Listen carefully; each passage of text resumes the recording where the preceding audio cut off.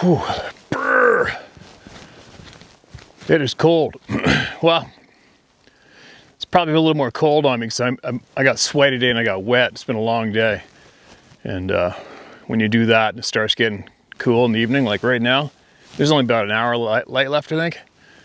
Then you get cold, especially after a long quad ride. No, I don't hunt off a quad. I go in the forest. But I got to take a quad, excuse me, on old trails to get to where I'm going. It's funny how many you can tell in the snow. You can tell exactly what guys are doing. There's a lot of hunters running around here. But almost every one of them sticks to the road. They just drive around. I'm seeing their tracks. I'm waiting for it to see if they're going to pull over and actually go in the forest and go hunt, but they're not. Whatever, to each their own.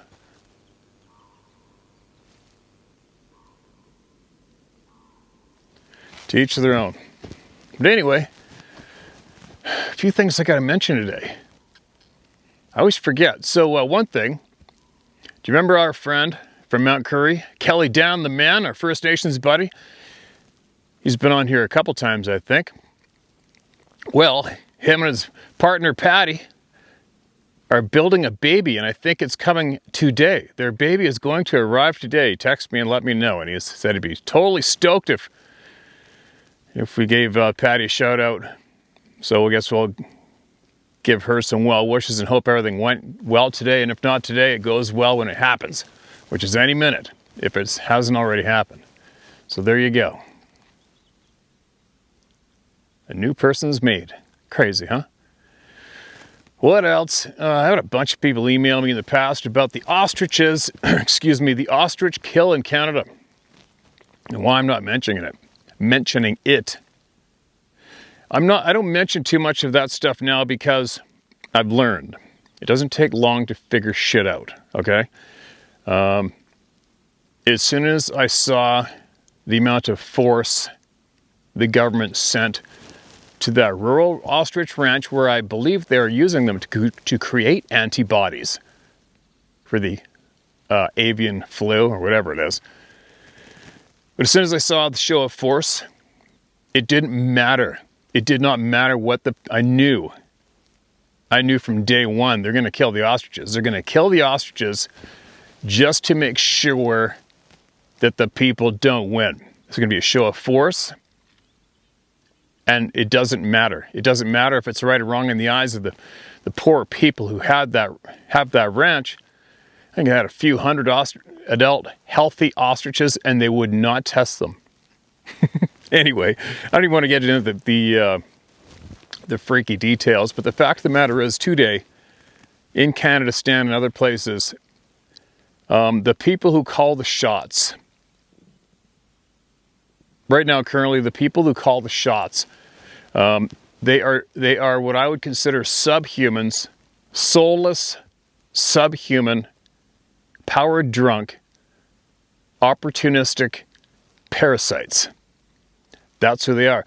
And another thing on that note, though, I wonder how many generations it took to get all of those government positions filled by parasites. Because obviously it's not working. The system's not working. It's broken. I don't even know if it's ever worked, has it? But that's what I always wonder. I wonder just how many generations did it take for that low quality human with with super overwhelming opportunistic tendencies to see that angle, see what they could see how they could benefit themselves by making it into that system and what they could do. They saw it clearly and they went for it. And now I'm pretty certain that almost every single position is filled by that parasite. So when the people rise up and want to tell the parasite no, it doesn't matter if it's right or wrong. They're going to make sure the people bow down. That's what I'm trying to get at. They're going to make sure the people bow down at all costs. It's just like when in Canada during the COVID debacle, those people organized the truck drivers to start a protest, full on peaceful. And that protest went coast to coast and it involved millions of Canadians. And not once did the people who are allegedly elected and paid by the people to work for the people even acknowledge those people, the Canadians? Not once. Did not speak to them once, did not acknowledge them once. Millions of Canadians. What do? Well, to make sure that people don't rise up against us, the parasites, we're going to make sure we smash you into the ground at all costs again. And they rode the horses over the senior. You know, there's that one iconic clip of the horse, the police officer on a horse, riding over top of the senior citizen lady, knocking her over and stomping, getting her stomp. And then they flew in the UN troops from another country, and they beat the shit out of the good people of Canada. They beat the crap out of them. I had a couple people go, yeah, and you didn't go fight. I'm like, up your ass. Jeff, who's been on here a couple times, he was lining up the truck, and we were going to go together. And I got COVID, knocked on my ass. Go figure, right? Did I take anything for it? Nope. And didn't make it. Probably lucky I didn't make it, because I know me. There's probably a good chance I'd be in jail still. I definitely wouldn't be able to have guns for the rest of my life if I ended up over there, I'd imagine. But anyway, whatever. I probably did a lot more than a lot of people could just from having the reach across the planet via this channel, right? But anyway, it's a different topic. That's another side topic. But what I'm saying is, yeah, they murdered the entire livelihood of that kind family, the ranch. They murdered the birds, who were also, Sarah was telling me they were developing antibodies with those birds for the good of humanity, for the avian flu and others, I believe. And yeah, they killed them all. The amount of taxpayer money they threw into, they had a force, I don't know how many RCMP police officers they had posted there for I don't know how many weeks. It was such an amazing display of absolute nonsense, no common sense, no nothing. Just a display of power. Bow down to me or I will make you bow down. That's all it was. That's all it was, with whatever a minister was in control of that whole debacle. Disgusting, right? But anyway, moving along. A couple things I've been asked to comment about. Not that I mean, my word means shit, but another thing too is a friend of mine, we have some mutual friends in law enforcement. And he was telling me yesterday that these two particular guys, not seniors, but senior members of Law Enforcement Canada, were telling him flat out they cannot believe that people in Canada aren't shooting each other right now, yet. Said they cannot believe people aren't shooting each other over all this insanity that the parasites at the top are throwing down on the people. And they both said they are absolutely saddened just by the fact of the career choices they made. They said working for this government is absolute embarrassing shit show. There you go. There you go. How's that for an opening little babble? Opening little babble. Anyways, somebody else had a few points shared with me about the COVID.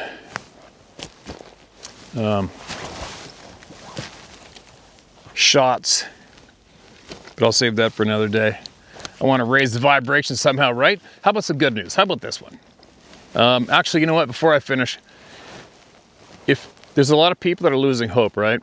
There's a lot of people that are losing hope, and I think about a lot of things all day long, actually, especially when I'm by myself. But I think the only remedy to all of the chaos going on the planet right now is to homeschool your children. Teach them how to fight and teach them what truth. Teach them truth.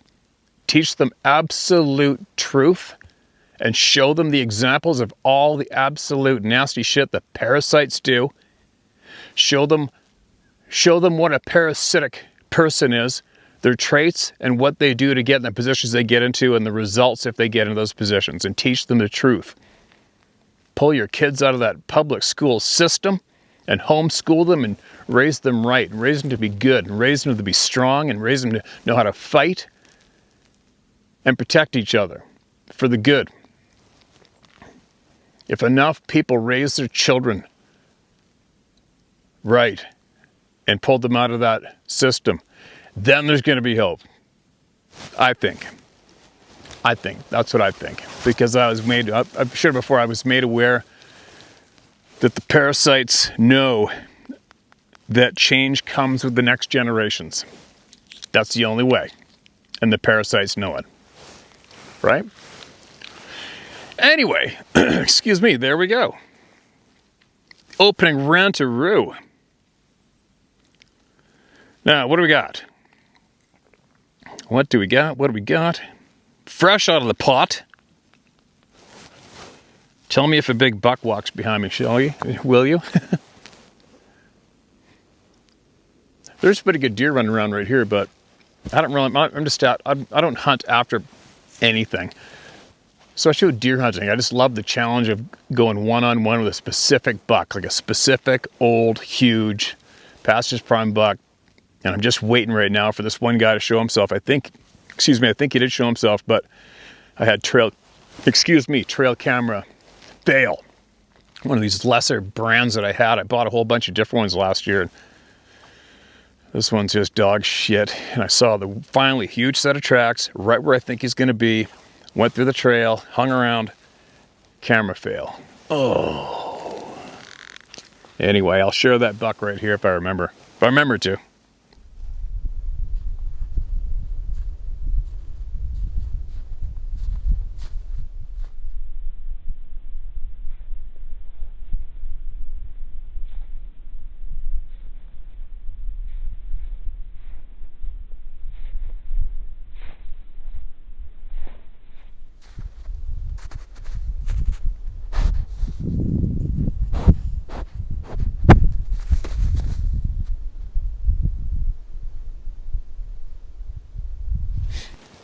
Now let's get some truth shared, shall we? While I still can. This is titled 1970s Encounters, South Louisiana. Hi, Steve. This is a very long story. I'm in. I will freeze to death for you to get it heard. For disclosure purposes, I'm a long since retired police officer in South Louisiana and was part of a small group that would investigate Bigfoot reports in the southern areas of Louisiana. This report was given directly to me, and I spoke with all deputies involved. Holy cow, exciting. Thank you so much for coming on board. After the Vietnam War concluded in the 1970s, many Vietnamese refugees were relocated to South Louisiana in order to provide them with a means of fishing for a living and a place to start their lives over. In this case, a population of Vietnamese were relocated and were residing in a trailer park of some 30 trailers in the lower portion of our southern parish. On this particular night, in the early morning hours between 3 a.m. and 4 a.m., the Sheriff's Department received a call for help coming from one of the residents of that community, who could speak broken English. Oops. At best. The deputy who was assigned to that portion of the parish was at the Sheriff's Department at that time and picked up on a secondary line to try and understand what was taking place. He said there were numerous screaming persons, all screaming in Vietnamese, and they simply were having a very large communication barrier. But from the screaming and the situation, the situation seemed dire. After several more minutes, the deputy left the station and headed to that area, which was a 30-minute drive at his safest top speed. Long winding roads surrounded by salt marsh and cypress swamps on both sides of a 2-lane roadway made the trip so long. His nearest backup was a deputy who was 35 to 40 minutes away across the parish on the far west end. Finally, he arrived with lights flashing and was met by 40 or 50 Vietnamese residents of all ages standing at the entrance of the trailer park. Many children and women openly crying. The older man, through translation from a younger woman, began explaining that a woman was being killed on the adjacent property. They could hear her screaming at such a volume that it echoed through the trailer park.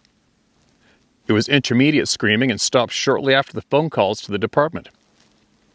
The older man was clearly shaken, but he was trying to remain calm for his community. Between the trailer park and the adjacent property was a small canal, maybe 30 feet in width, 6 or 7 feet deep. On the opposite bank was a 7-foot hurricane fence with barbed wire, hidden with vines and weeds and patches of poison ivy. What the fence used to guard was an old sugarcane processing mill from the 1950s and 60s, long since abandoned to the elements and hurricanes over the years.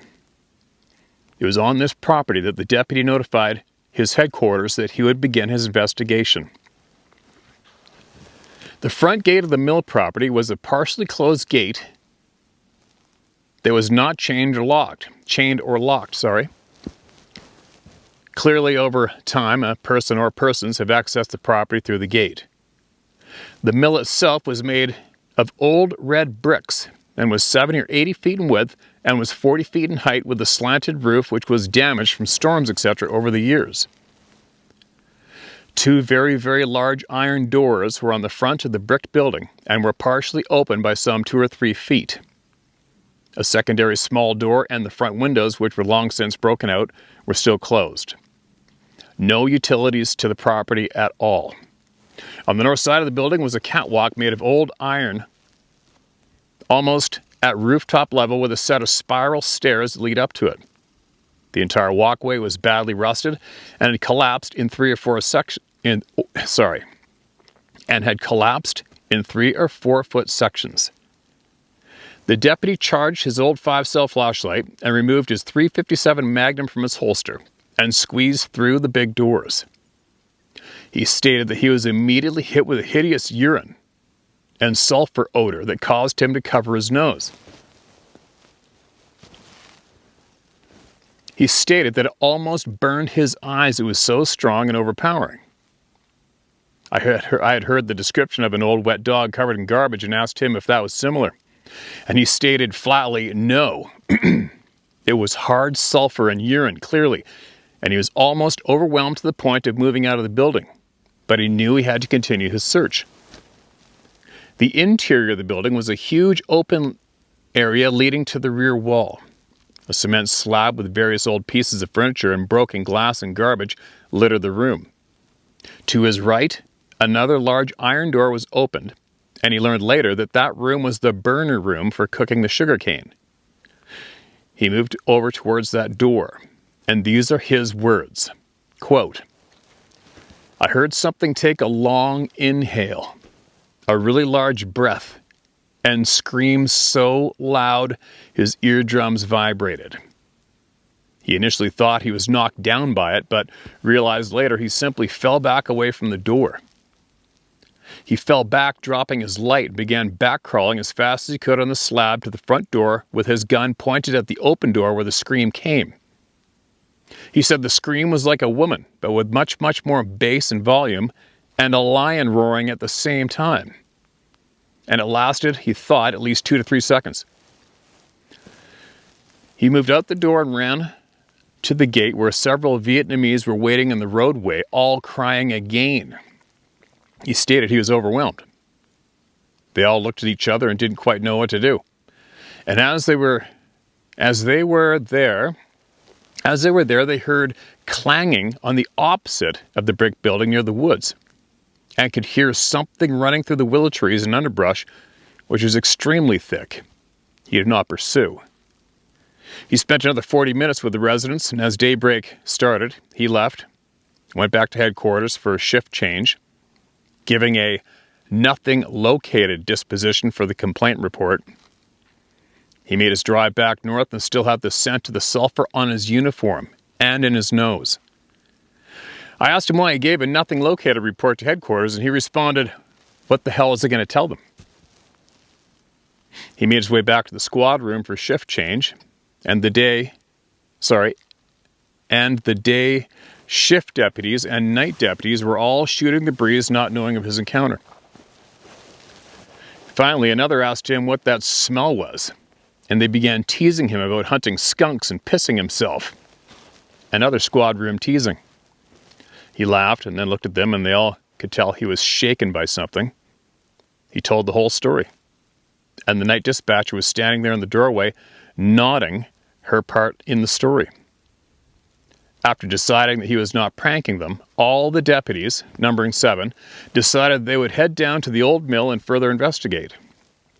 The day supervisor was apprehensive about the venture and having everyone so far south, but curiosity got his cat too, and he caught up with the convoy as they arrived. So, 8 deputies in total. All parked on the roadway and made their way through the partially open fence gate. Residents from the trailer park had observed their arrival and were now coming outside and stayed on the park property. Moving through the big iron doors, they all entered and immediately got hit by the smell. Many expletives were used, I'm told, but they were now believing his story. They moved to the burner room and opened that iron door wide with some effort. It consisted of a large oven on the back wall, some 7 or 8 feet wide. The rest of the 30 by 30 foot room was trash and office paperwork by the pound.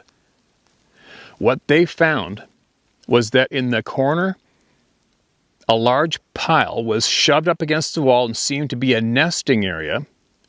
As they described, it reeked of urine and sulfur odor. They could tell someone had made a makeshift bed and was sleeping there. But the outline was almost 9 feet of someone slept on their side. Under this pile, the back brick wall had collapsed, and a 5 foot by blank foot hole was opened. The hole looked to be, there's a couple typos, no big deal. I think he said the hole looked to be from fatigue of the brick rather than physically open. Outside, a small, clean trail led into the thick underbrush, which led to an old levee that housed a pond, which was more of a bog now, almost completely covered in vegetation. 2 of the deputies walked the trail for about 100 yards into a swamp area, half water and half land, decided they would go no further. No one considered a Bigfoot possibility in those days, but they did discuss some old swamp lore and various tales told about various things. They secured the doors and the gates as best they could, and from their knowledge then on, nothing was reported ever again from that location. As of the late 1990s, the mill has long since been taken down and the trailer park removed and was an oil field storage yard for some time. Not finding my notes, I believe the year this all happened was 1974, and each time I saw the deputies involved, their stories never changed. The original deputy has since passed. Thanks for your time, Mark. Oh man, don't thank me, Mark. Thank you. Appreciate that. Email into us big time. That was my first time driving through Louisiana last spring. Remember, I road tripped with my 2 friends from Alabama to Texas, and we went, man, the storm. It was storming. I was on that big, long highway. It was above the swamp and the forest, you know. It was raining so hard. I wish I could have seen everything we drove through there. But anyway, Mark, what else you got? You got to have something else. More. I mean, not that wasn't lots. Excuse me, but maybe, Mark, actually, you know what? Maybe I wonder if you might want to come on here with me once I get back and get all that lined out. You might have some interesting facts to share with the people. I think that would be super awesome. Great. If you'd consider doing that. So, every single encounter I hear from all of you, one thing I do is, I'm just always trying to make sense. I'm trying to make sense. I'm trying to imagine why these beings, these people do what they do. Do you know what I mean? And it's definitely an overwhelming pattern of these, we'll call them people, whatever they are, of finding shelter. and staying in the shelter. Call it a nest. I don't call them nests myself, but call it whatever you want. But they stay in places where they've found shelter. Excuse me. But why is that? Right? Why is that? In my brain's question, the questions my brain come up with are, you've been around here a long time, allegedly, if you're here full time. You already have an established safe route. You already have an established family and friends and familiar ground. Why is it that you seek out some kind of abnormal, human-made, abandoned shelter to lay in a pile of shit in the corner? And for how many days and why? Why? If you're allegedly here full time. See what I'm getting at, you guys? Now I'm trying to picture, I just look at everything from different angles, right? Okay, well, let's just say they're not here full time. Oh man, does finding shelter ever make sense now, doesn't it? Especially right beside a human community. Because if you've been here full time and you're about 9 feet tall, you've been here a long time, you're very experienced, you're very knowledgeable, right? Why would you all of a sudden take refuge in a shitty old brick building right next to a human community? Doesn't make sense. It doesn't make sense if you were allegedly here full time. Nope. Sorry. Doesn't make sense.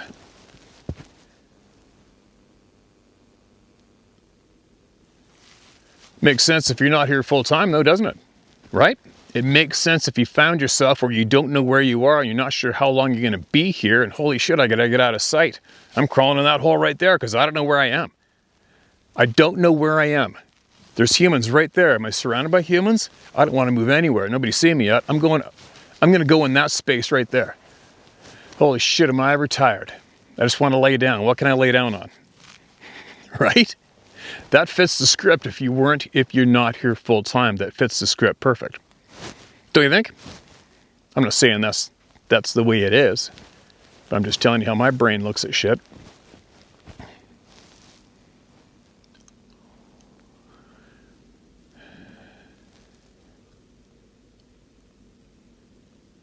Anyway. I got 2 pocket warmers. Fresh ones in my pockets. That's the only way I can stand here right now. Keep my hands in my pockets. Should I try to read another email, or should I get my butt out of here? I got like an hour to get back to old Camperoo. See how, we got a bunch in here. Let's see how long. We got any shorter ones? I don't know.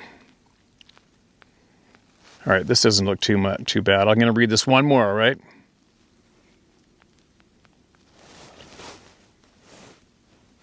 This is titled, Possible Bigfoot Encounter. Subject, my possible Sasquatch encounter in Oregon's Mount Jefferson area. Sharing my story for the facts. All right, here we go. Dear Steve, I hope this email finds you well. My name is Steve Solom, and I'm writing you from Oregon. I hope you don't tell me at the end I can't use your name. I've been following your YouTube channel for a while now, and I really value the way you share people's genuine encounters with Sasquatch or Bigfoot without hyper judgment. Your stories have encouraged me to share my own odd experience from a few years back, even though it's not dramatic. Just something that stuck with me and made me wonder. All right, came to the right place, my man. This happened in 2020 during archery season, in the first week of September, while I was hunting in Oregon near the Pacific Crest Trail, with Mount Jefferson visible in spots. This area has been a go-to hunting spot for me for over 30 years.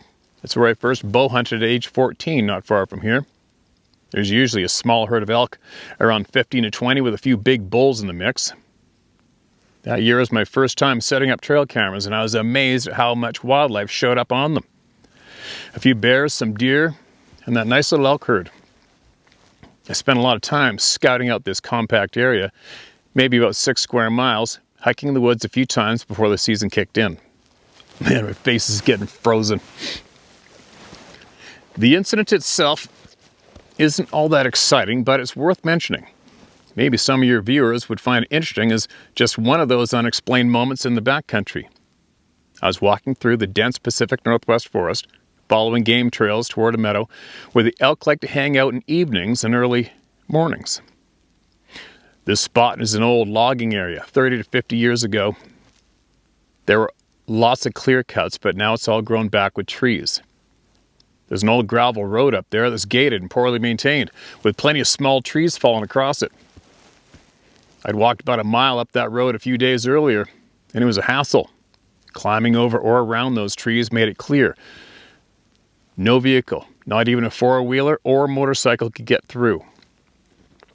On this particular day, I stepped out of the woods onto that road, about a mile from the nearest accessible gravel road, and right away I caught a smell I'd never encountered before, like a 50-50 mix of human crap and horse crap, super strong and pungent.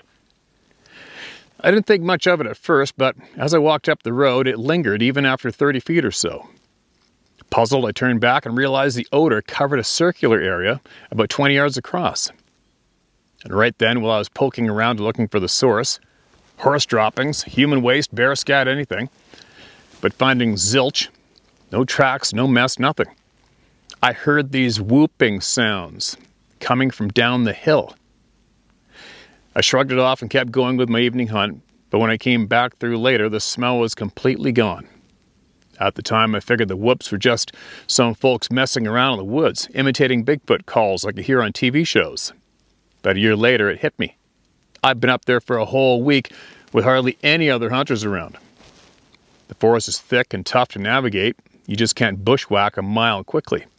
The only way anyone could get up there is by walking that same road, hopping over all those fallen trees, which takes real time and effort, or even longer if they had to walk through the woods. And if they were whooping from down by the highway, no way I could have heard it that far through the dense woods. It just didn't add up.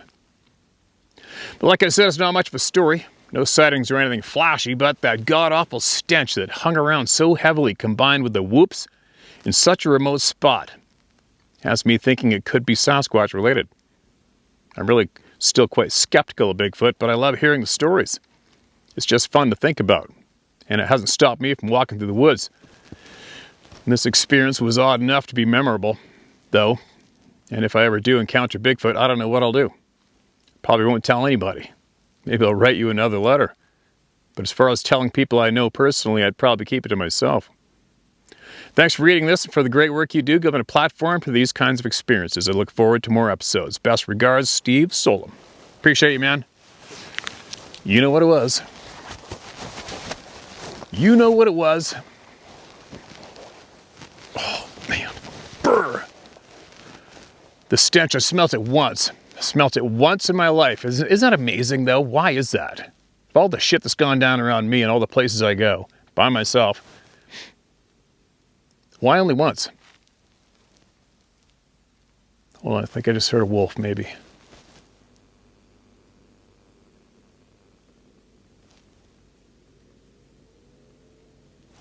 Nope.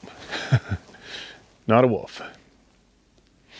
Yeah, I've smelt it once off of Humpback Road. I was going bow hunting on the power lines to the southeast side of Humpback Road, the Ma Miller's pub end of it, and I was about 21 years old. I was slipping down there. There was a bunch of big bucks down there at the time. My grandparents lived right behind Ma Miller's pub. My grandfather saw the Sasquatch face to face at North San Juan. Anyway, this is the buddy. And we just left the truck, just started going through the brush, got under the power line, and holy cow, this stink was unbelievable. Like, holy shit, smell that, something's dead, man. Probably roadkill. Somebody probably hit a buck or hit a deer on Humpback Road, and it's dead right in there, or somewhere around here. And we'll go look for it on the way back. I'll never forget that. I don't think I even knew that these beings had a scent. I never even heard of the stink before by then, for sure. I was only 21. That means I'd only been aware of what I saw for about 3 years, and still nobody to talk to. And I just remember thinking, oh wow, I hope it's not one of those big bucks I'm after. So knowing how passionate I am about hunting, You know that I looked everywhere to see if I could find whatever was there, just in case it was one of the big bucks I was after, right? And by the time we came back, nothing. No stink. No scent at all. And not a windy day either. So what's up with that? That would have been late August, early September.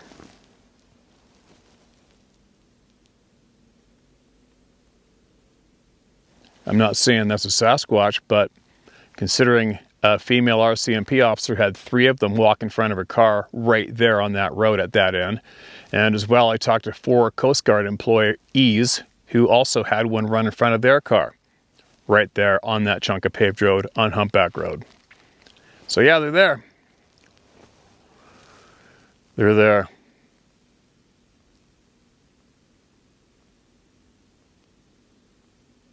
Anyway, I'm going to get going. I can't stop looking down there in case something's walking out, but whatever. I'm going to get moving. But getting back to the beginning of the video today, you guys, I know a lot of people don't have the means or maybe even, I don't know, the encouragement to homeschool their children, but if you want to make a difference in the world, that's the number one move. That's going to be the number one move as far as I'm concerned, is homeschooling your children and starting the next generation and showing them the failures and showing them what a parasite is and showing them the characteristics of parasites and showing them the results if those parasites get into that position of power, and teach them what's right from wrong for real. And show them what the system does. Teach them everything. Teach them the truth. You know what I mean? Like, teach them about things that people like me get shut down for talking about publicly. Right? The amount of people that are getting attacked for speaking. 12,000 people arrested for posts they made on social media in the United Kingdom. They say the United Kingdom is basically a full-on police state now. They surpassed China, Russia. They surpassed everybody for incarcerating their people for speaking. Holy shit. They already took the guns for the people. Apparently they had machete drop-off bins too, because they outlawed machetes. Holy shit.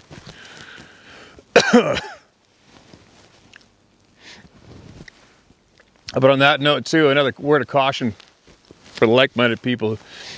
When you're online and you're talking, you're possibly venting your frustrations, make sure you don't ever show your cards. Do you know what I mean? Don't ever show your cards. If you might know somebody who happens to be in the possession of something that the authorities want to confiscate, don't say shit about things that may need to be confiscated. Don't talk about what you want to do. Don't talk about what you're going to do. Just don't show your cards online. Not today. Okay? I hope you're picking up what I'm putting down. Don't show your cards. Don't become a target. Okay? Especially if you have it in you to be a fighter. We need you. Free. Okay? Don't be silly and don't show your cards online. Ever. All right?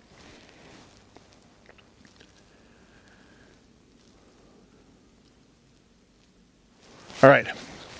I'm out of here. I gotta go get warm and get fed and get to bed. And I've got 3 big bucks located in 3 different spots that are quite a ways from each other. And it's just a matter of going with a gut and trying to figure out what to do next and how to pull this off. But I'll pull it off. I'll be back later, you guys. Hope everybody's well.